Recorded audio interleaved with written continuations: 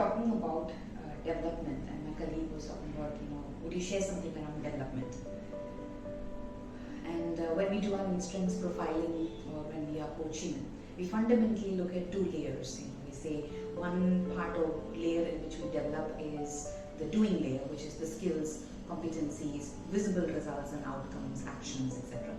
And then we say we also pay attention to the being or the inner layer beneath those competencies, which is, the quality of thinking, the nature or energy or the state within the person when they are going through or making these processes or processing it for themselves. And so, the inner quality, intention, will, energy, all of this is what we call the being layer.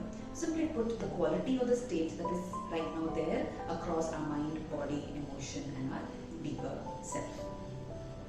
So how do we translate this into a coaching context or a conversation or in a development context? So people often say in managerial programs, they'll say definitely we need to improve the quality of decision making. Or they'll say, I know what it is, but I'm not able to go ahead and make those decisions. So decision making has a competency or a skill part of it, which is how do you actually, the process of decision making, the process of data gathering, the tools that you would use to make those decisions, the analytics that you might do, the thinking that you might do, etc. And then when you look at the being layer, you start understanding the person behind the decision making and sort of say, what's going on in that challenge of decision making. And when we've gone to that layer, we've found at least one, it could be that, hey, I have all the data I need, I've done all that homework, I know exactly what this is, but probably it's a lack of that risk-taking element or the courage to, put peg in and say, this is the decision that we need to go for.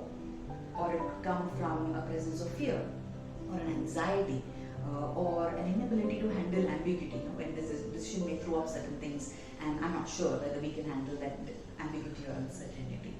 Or sometimes it could be because of lack of clarity or lack of vision as to what decision making would impact.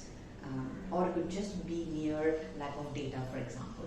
So any of these things is what we call the being layer. And so when we start addressing it, it could say that, hey, where is the source of the challenge in decision making coming from? And then can we put a practice or can we help them work on that layer? Then automatically everything else will begin to start falling in place. And so when we coach or when we develop both the being and the doing layers, then change and development or habit formation is much more sustainable.